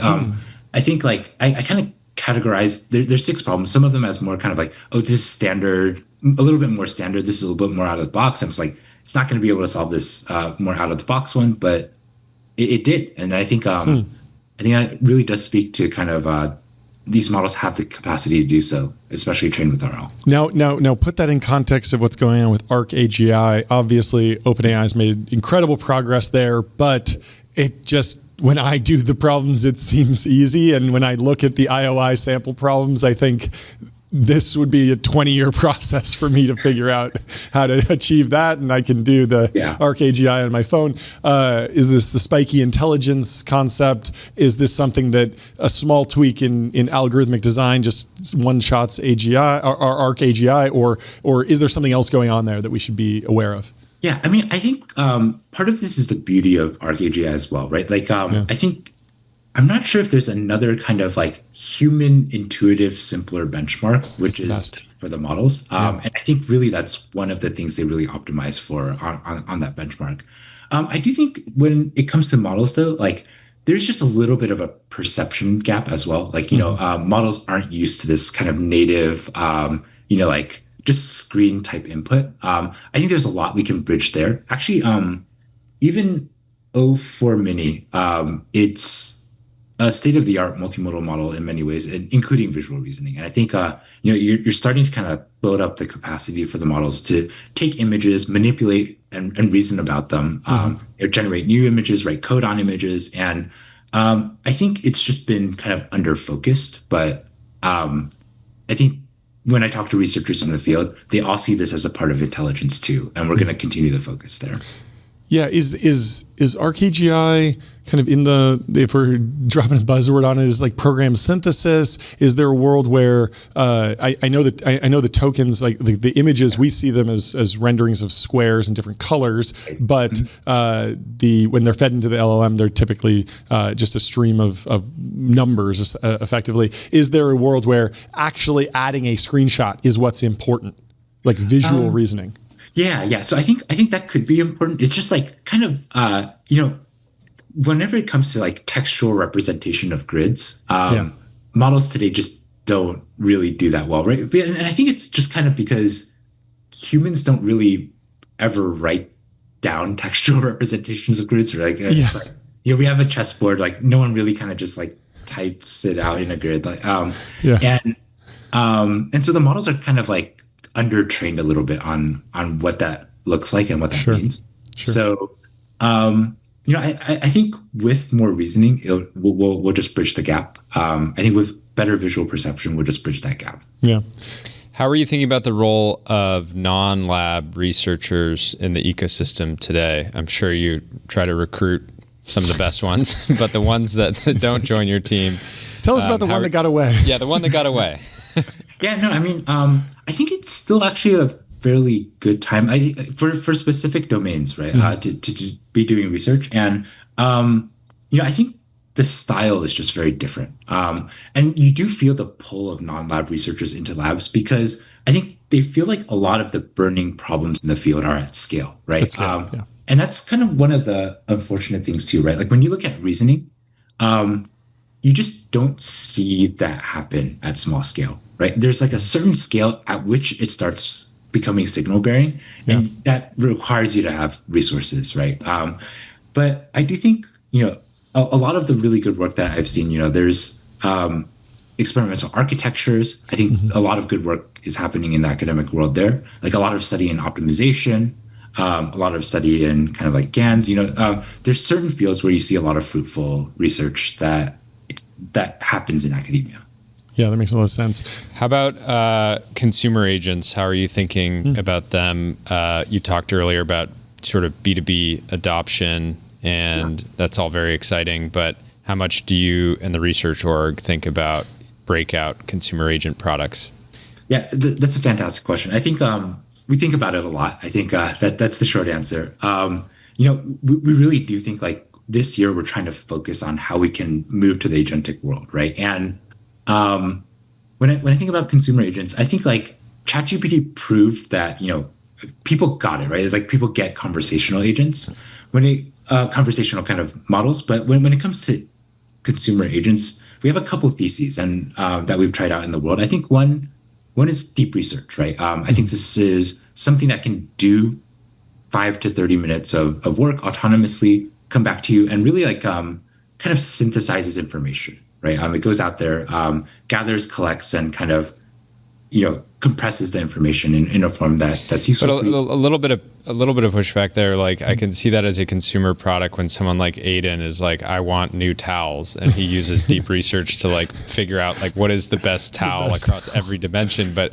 when I think of deep research, yes, it has applications with students, but it's often some of them might just be the paradigm, because I feel like consumers being like, we give keep me a using deep this research flight report on this country and where to travel and things we keep like that. using this flight example, but I haven't actually tried to book a flight with deep research. It's totally possible that it could go and pull all the different flight routes and calculate all the different delays and all the different parameters of if I fly to this airport, I can park, or I can use valet here or something like that. And I guess like when I think of agents, it's deep research is like curating information on which you can take action on. Totally. But it's like, at what point is action a part of that sort of loop, right? Where you can not only curate a list of flights that you want, but then actually go out and have agency. I think one of our explorations in that space is operator, right? It's where you kind of just feed in raw pixels from your laptop into, or from some virtual machine into the model, and it produces either a click or some keyboard actions, right? And so there it's taking action. And I think the trouble is you don't ever want to mess up when you're taking action, right? I think the cost of that is super high. You only have to get it wrong once to lose trust in a user. And so we want to make sure that feels super robust before we get to the point where we're like, hey, look, here's a tool. It's so different than deep research, because like you can wind up on some news article and read one sentence that it gets a fact wrong, or the comma's in the wrong place and the number's off. But that's just the expectation for just text and analysis. And if you delegated that, you're going to expect a few errors here and there. Oh, that's actually a different company name, or that's an old data point. There's new data, but very different if I book a flight and you book the wrong flight and I can wind up in Chicago instead of New York. Exactly. And I think the reason why we care so much about reasoning is because I think that's the path that we get reliable agents through. Sure. Right?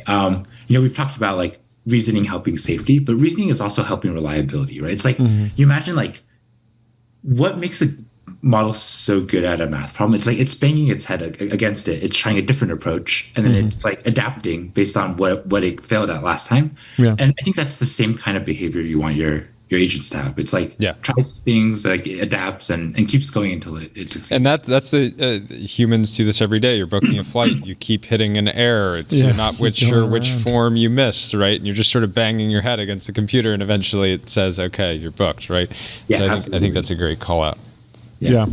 I mean, there's so many more questions we could go into, but I'm interested in the scaling of RL and kind of the balancing act between pre-training, RL, and inference, just the amount of energy that goes into getting a result when you distribute it over the entire user base. How is that changing? And I guess, are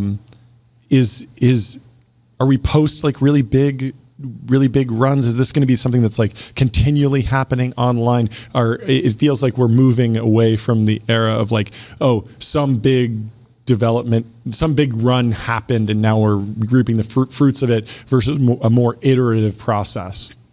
Yeah, I mean, I don't see why it has to be so, right? I think like if you find the right levers, you can really pump a lot of compute into RL as well as pre-training. I think it is a delicate balance though between all of these different parts of the machine. And when I look at my role with Jakob, it's just kind of like figure out where how this balance should be allocated, where the promising kind of like nuggets are arising from, and resourcing those. It's kind of in some sense, I feel like part of my job is a portfolio manager. Yeah, that's a lot of fun. Well, thank you so much for joining. This was a fantastic conversation. We'd love to have you back and go deeper. Great hanging, Mark. We'll talk to you soon. Yeah, peace. Have a good one. Next up, we have Sholto Douglas from Anthropic coming on this show, and I just Jordy is giving us the update on. I'm just getting a lot of messages saying why no one cares about AI. Really? Talk about the drama on the timeline. That's well, hilarious. we do care about AI. We care a lot about AI. But it is a mess out there. Wow. Yeah, the end of the Trump Elon era. I don't know. Well, maybe we have to get some people on to talk about it tomorrow or something. Gotta do it today. Anyway, we have Sholto from Anthropic in the studio. How are you doing? What's going on? Great to see you guys.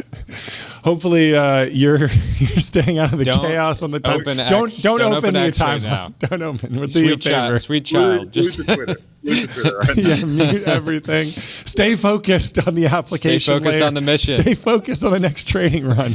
Humanity really cannot afford for any distractions. AI researchers to open X today. What a hilarious day. Anyway, I mean, back by 24 hours, guys. Yeah. How are you doing? What is new in your world? What are you focused on mostly day to day? And maybe it's just a way of an intro. Yeah. So at the moment, focused really hard on scaling RL. I mean, that is the theme of what's happening this year. And we're still seeing these huge gains where you go, 10x compute increase in RL. We're still getting like very distinct linear gains off the basis of that. And because RL wasn't really scaled anywhere close to how much pre-training was scaled at the end of last year, we have like basically a gamut of riches over the course of this year. So where are we in that RL scaling story? Because I remember some of the rough numbers around like GPT-2, GPT-3, we were getting up into like, it cost $100 million. It's going to cost $1 billion. Like it just rough order of magnitude, not even from Anthropic, just generally like what does a big RL run cost or how many, are we talking 10K H200s or 100K? Like, are we going to throw the same resources at it? And if so, how soon? Yeah. So I think in Dario's essay at the beginning of the year, he said that a lot of runs were only like $1 million back in like December. Thinking of like DeepSeek V3 and this kind of stuff like R1, which means that that's like at least 2 OOMs just to get to the scale of GPT-4, and GPT-4 was 2 years ago, right? RL is also perhaps a bit more naively parallelizable and scalable than pre-training. Pre-training, you need everything in one big data center, ideally, or you need like some clever tricks. RL, you could like in theory, like what the Prime Intellect folks are doing, scale it all over the world out of it. And so you're held back like maybe like you're held back far less than you are in pre-training. Sure. So everyone and their mother has $1 billion now. There are hundreds of thousands of GPUs getting pumped all over the place. I feel like we're not GPU poor as a society. Maybe some companies need to justify it in different ways, but it sounds like there's some sort of like reward hacking problem that we're working through in terms of scaling RL. What are all of the problems that we're working through to actually go deploy the capital cannon at this problem? Yes. So, I mean, think about what you're asking the model to do in RL is you're asking it to achieve some goal at any cost, basically. And this comes with a whole host of like behaviors which you may not intend. In software engineering, this is really easy. It might try and hack unit tests or whatever. In much more longer horizon, real world tasks, you might ask it to say, go make money on the internet, and it might come up with all kinds of fun and interesting ways to do that, unless you find ways to guide it into following the like principles that you want it to obey, basically, or to align it with your like idea of what's sort of best for humanity.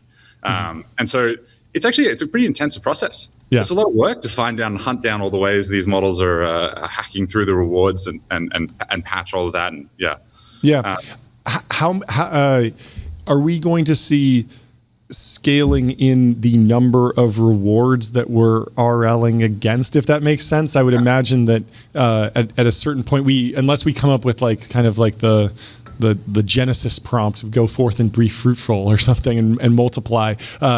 You could imagine training runs on just knocking down one problem after another. And is that kind of the path that we're going down? I very much think so. There's this idea in which, like, the sort of world becomes an RL environment machine in some respects, because there's just so much leverage to making these models better and better at all the things we care about. And so I think we're going to be training on just everything in the world. Got it. And then does that lead to more model fragmentation, models that are good at programming versus writing versus poetry versus image generation, or does this all feed back into one model? Does the idea of the consumer needing to pick a model disappear? Are we in a temporary period for that paradigm? I think the main reason that we've seen that so far is because people are trying to make the best of the capital. Like, we are all still GPU poor in many ways. Okay. And people are focusing those GPUs on the sort of like spectrum of rewards that they think is most important. And look, I'm a bit of a big model guy. I really do think that, similar to how we saw with large pre-trained models before, where small fine-tuned models had gains over the sort of GPT-2 era, but then were obsoleted by GPT-4 being generally good at everything.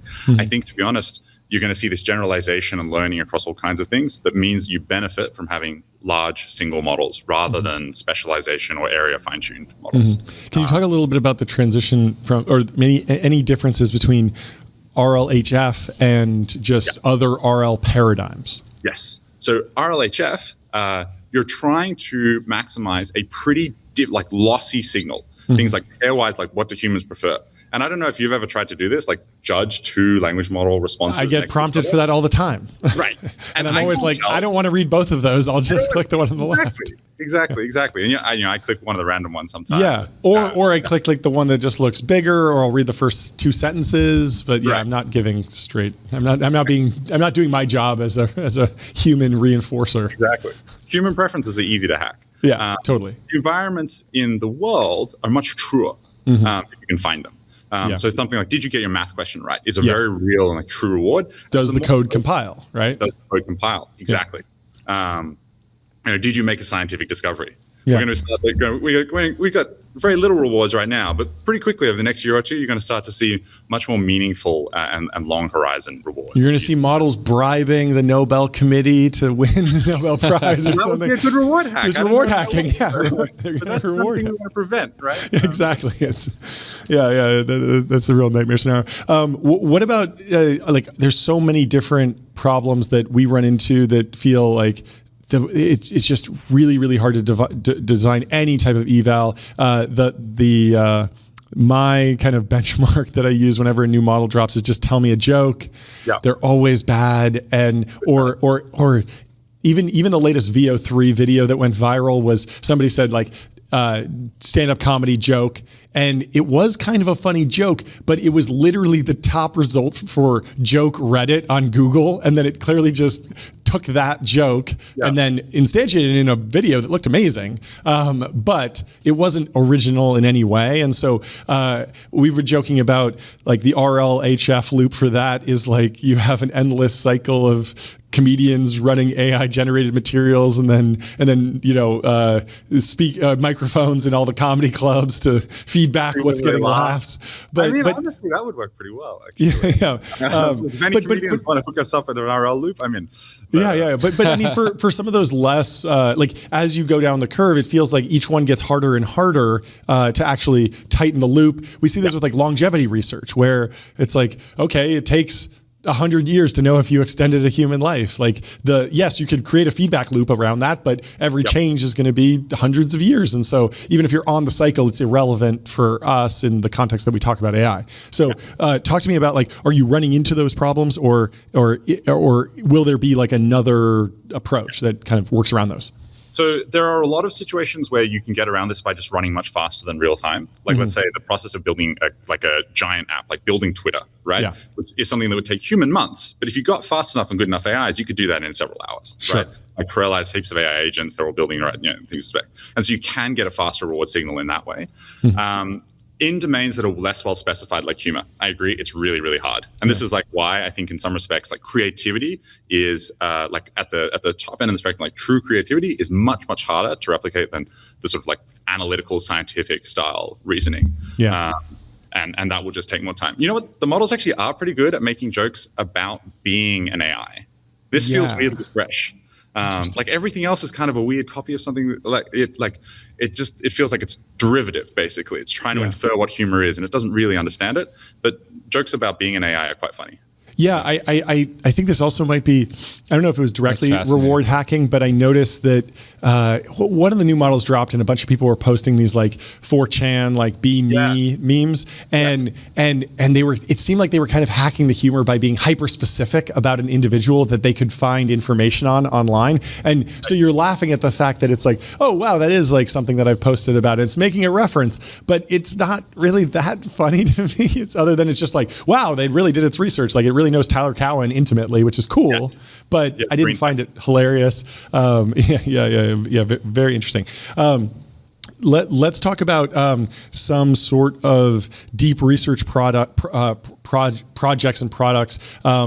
We were talking to Will Brown, and he was saying like AGI is here with some of the bigger models, but the time that AGI can feel consistent, it diverges. And so you could be working with someone who's 100 IQ, but they will stay consistent for years as an employee, or they'll keep living their life. Whereas a lot of these super smart models are working really well, and then after a few minutes of work, the agents kind of diverge and kind of go into odd paradigms. And it feels very not human. It feels like they're hyper intelligent in one way and then extremely stupid in others. What's going on there? What is the path to extending that? Is that more like having better planning and better like dividing up the task, or will this just kind of naturally happen through the RL and scale? Yeah, so there's that jaggedness, right, which is what you're seeing, is how we call it. And I think that is largely a consequence of the fact that maybe something like deep research, it's probably been RL to be really good at producing a report. Yeah. But it's never been RL'd on the like act of producing valuable information for a company over a week or a month, or like making sure the stock price goes up in like a quarter or something like this, right? Like it doesn't have any conception of how that feeds into the broader story at play. It can kind of infer it because it's got a bit of world knowledge from the the base model and this kind of stuff, but it's never actually been trained to do that in the same way humans have. So to extend that, you need to put them in much longer running, much like long horizon things. And so deep research needs to become, like deep operate a company for a week kind of thing. Sure. Is that the right path? Like, it feels like the road might be, there's the longest running LLM query used to be just like a few seconds, maybe a few minutes. And I remember when some of the reasoning models came out, people were almost trying to like stunt on it by saying like, oh, I asked it a hard question, it thought for 5 minutes. Now deep research is doing 20 minutes pretty much every time. Is the path 2 hours, 2 days, or are we going to see more efficiency gains such that we just get the 20-minute model, the 20-minute results in 2 minutes and then 2 seconds? Yeah, so this is somewhere where like inference in many respects and prioritization becomes really important. So both like how fast is your inference, it literally affects the speed at which you can think and the speed at which you can do these experiments. Also, how easily you can parallelize becomes really important. Like, can you dispatch a team of sub agents to go and do deep research and like compile like sub reports for you so that you can do everything in parallel? These kinds of like it's both like there's an infrastructure question here that feeds up from the hardware and the chips and this kind of stuff to like designing better chips for better inference and all this, and an RL question of like how well can you parallelize and all this. So I think we just need to compress the timelines, compress the time frames basically. So if I'm like an extremely big model and I'm running an agentic process, like how much am I hankering for like a middle-sized model on a chip or like baked down into silicon that just runs super fast? Because it feels like that's probably coming. We saw that with the Bitcoin progression from CPU to GPU to FPGA to ASIC. Do you think we're at a good enough point where we can even be discussing that? Because every time I see like the latest Mid-Journey, I'm like, this is good enough. I just want it in 2 seconds instead of 20. But then a new model comes out. And I'm like, oh, I'm glad I didn't get stuck on that path, right? But how far away are we from, okay, it's actually good enough to bake down into silicon? Well, there's a question here of baking it down to silicon versus designing a chip which is like very suited for the architecture that you care about, right? And baking down to silicon, unsure. Like, I think that's a bet you could take, but it's a risky one because the pace of progress is just so fast nowadays. And I really only expect it to accelerate.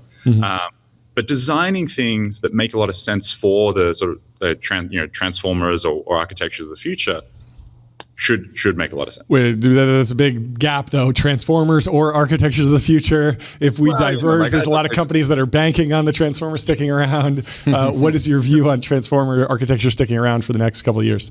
I mean, look, they stuck around for 5 years, so they might stick around for a little while. But there's different. You think about architectures in terms of this balance of memory bandwidth and flops, right? Like one of the big differences we've seen here is Gemini recently had actually a diffusion model that they released. I was about to ask you. The other day, right? Yeah. So diffusion is an inherently extremely flops intensive process, whereas normal language model decoding is extremely memory bandwidth intensive. You're designing two very different chips depending on which bet you think makes sense. Yeah. And if you think you can make something that does flops like 4 times faster than diffusion, and like 4 times cheaper than your others could, diffusion makes more sense. So there's this dance basically between the chip providers and the architecture, both trying to build for each other, but also like build for the next paradigm. It's risky. Do you? I don't know how much you've played with image generation, but do you have any idea of what's going on with images in ChatGPT? It feels like there's some diffusion in there. There's some tokenization, maybe some transformer stuff in there. It almost feels like the text is so good that there's like an extra layer on top almost, and that it's almost like reinventing Photoshop. And I guess the broader question is like, it feels like an ensemble of models. Maybe the discussion around just agents and text-based LLM interactions shouldn't necessarily be transformer versus diffusion, but maybe how will these play together? Is that a reasonable path to go down? Well, I think pretty clearly there's some kind of like rich information channel between, even if there are multiple models there's like it's conditioning somehow on the other model, because we've seen before, like let's say when models use Midjourney to produce images, it's never quite perfect. It can't perfectly replicate what went in as an input. It can't perfectly like adjust things. So there's a link somehow. Whether that's the same model producing tokens plus diffusion, I don't know. Can't comment on what OpenAI is doing there. Are there any other kind of like super wild card, long shot research efforts that are maybe happening even in academia? Where, I mean, this was the big thing with what was his name? Gary. He was talking about, I forget what it was called. Symbol manipulation was a big one. And I feel like, you can never count anyone out because it might come from behind and be relevant in some ways. But are there any other research areas that you think are like purely in the theory domain right now that are worth looking into or tracking that, low probability, but high upside if they work? This is a tough one. But I will say, just on the symbolic thing, please. It's crazy how similar transformers are to systems that manipulate symbols. Sure. Right? Like what they're doing is they're taking a symbol and they're like converting it into a vector, and then they're manipulating and moving stuff like information around across them. Sure. Like this whole like debate that all transformers cannot represent symbols and they cannot do this. I think it's not real. So Gary Mark is underrated or overrated? I guess. Overrated. But I mean, if you twist if you twist it so much, you wind up with saying like, well, really, like the transformer fits within that paradigm, and so maybe it's like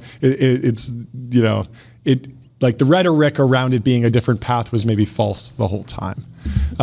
Something like that.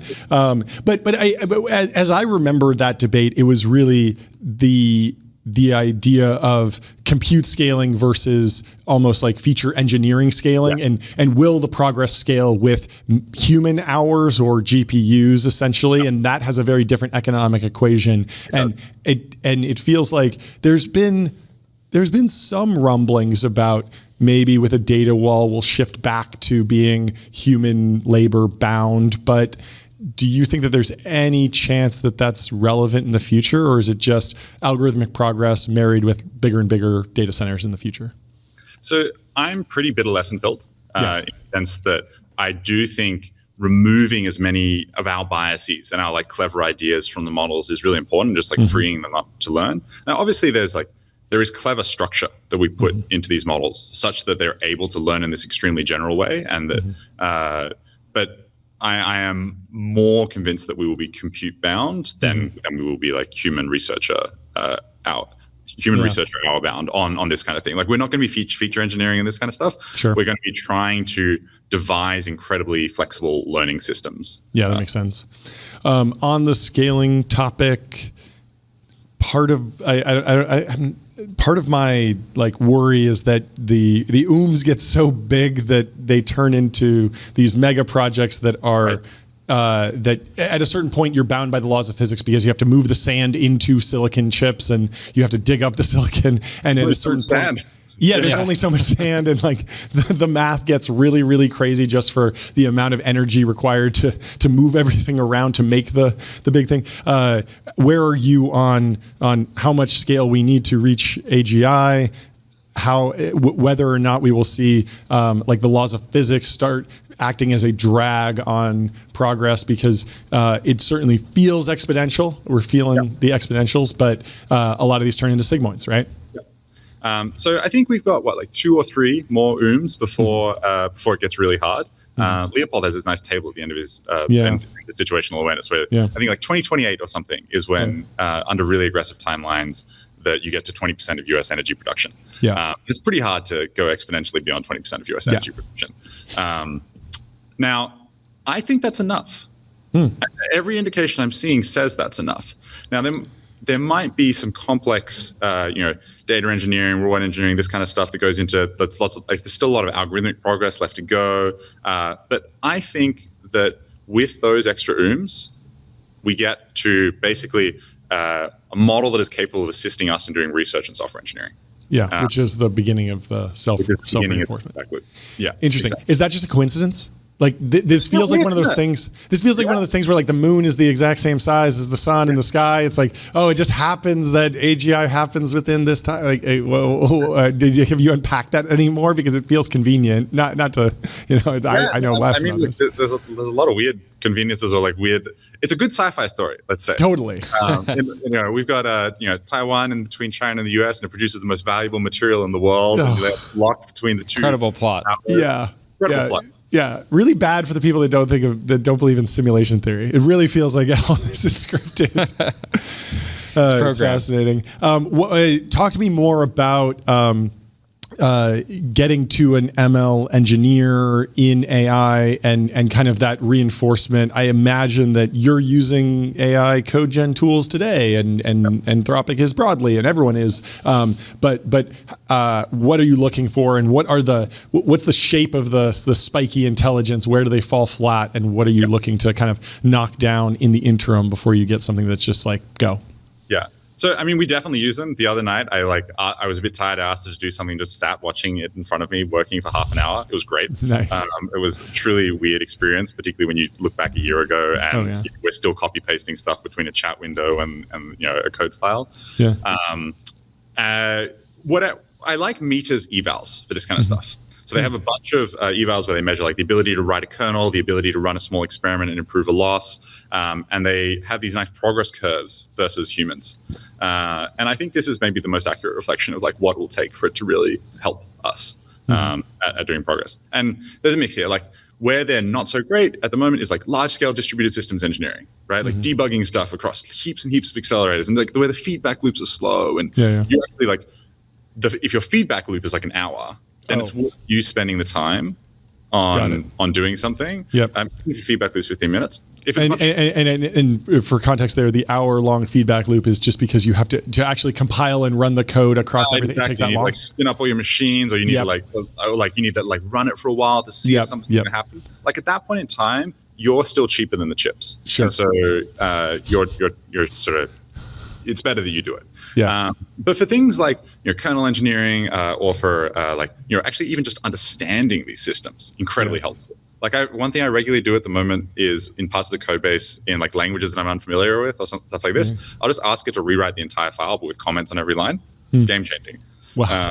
It's like comments on every line. Or just hunt through like thousands of files and explain how everything interacts to me, draw diagrams, this kind of stuff. It's really, yeah. Yeah. How important is a bigger context window in that example you gave? That feels like something that's important, and yet I just naively, like, Google's the one that has the 1 million token context window. I imagine that all the other frontier labs could catch up, but it seems like it hasn't been as much of a priority as maybe like the PR around it sounds like. Is that important? Should we be driving that up to like a 1 trillion token window? Yeah. Is that just going to happen naturally? There's a nice plot in the Gemini 1.5 paper where they show the loss over tokens as a function of context length, and they show that the loss goes down quite steeply. Actually, as you put more and more and more like of a code base into context, you get better and better and better at predicting the rest. Yeah, that makes sense. With context length, it's a cost. The way transformers work is that there's you have like this memory that is proportional. The KV cache is proportional to how much context you've got. And so you can only fit so many of those into like your various chips and this kind of stuff. And so longer context actually just costs more because you're taking up more of the chip, and you're sort of like, you could have otherwise been doing other requests, basically. So bringing it back to the custom silicon, is that a unique advantage of the TPU? Is that something that Google has thought about and then wound up to put themselves in this advantaged position? Or is it a durable advantage even? Yeah, so TPUs are good in many respects, partially because you can connect hundreds or thousands of them really easily across really great networking. Whereas only recently has that been true for GPUs. With NVLink? GPUs, yeah, with NVLink and like the NVL72 stuff. Okay. So it used to be like 8 GPUs in a pod, and then like you connect them over a worse interconnect. And now you can do 72, and then it breaks down. With Google TPUs, you can do like 4,000, 8,000 over really high bandwidth interconnect in one pod. And so that is helpful for things like just general scaling in many respects. I think it's doable across any chip platform, but it is an example of like somewhere that being fully vertically integrated is in a benefit. Yeah, that makes sense. Talk to me about Arc AGI. Why is it so hard? It seems so easy. It does seem easy, doesn't it? Well, it certainly seems like more evaluatable than tell me a funny joke, right? Yeah, and I think if you are old on Arc AGI, then you'd probably get superhuman at it pretty fast. But I think we're all trying not to RL on it so that it functions as like an interesting held out. Sure. Text. Okay. Yeah. Wait, is that just an informal agreement between all the labs, basically? Yeah, we try and have a sense of honor between us. That's good. Sense of honor. That's amazing. How many people on Earth do you think are getting the full potential out of the publicly available models? Because we're now at a point where we have, billion plus people are using AI almost daily. And yet I have to admit, my sense would be it's maybe like 10,000, 20,000 people on the entire planet are getting that sort of full potential. But I'm curious what your assessment would be. Yeah, I completely agree. I mean, I think that even I don't get the full potential out of these models often. And I think as we shift from you're asking it questions and it's giving you sensible answers to you're asking it to go do things for you that might take hours at a time, and you can really like paralyze and spin, that we're going to hit like yet another inflection point where even less people are like really effectively using these things, because it's basically going to require you to like, it's like StarCraft or Dota. Like it's going to be like your APM of like managing all these agents, and that's going to be quite an expensive process. Yeah. So playing StarCraft is such a good example. You think you're just absolutely crushing it, and then you realize like there's an entire area of the map you're just getting destroyed on. Yeah, exactly. It's such a good comp. That's great. Anything else, Jordy? I think that's it on my side. I mean, I would like this to be an evolving conversation. Yeah, this was fantastic. We'd love to have you back and keep chatting. Absolutely, it's really fun. Love to be back on, guys. Yeah, we'll talk to you soon. Cheers, Schulte. Have a good one.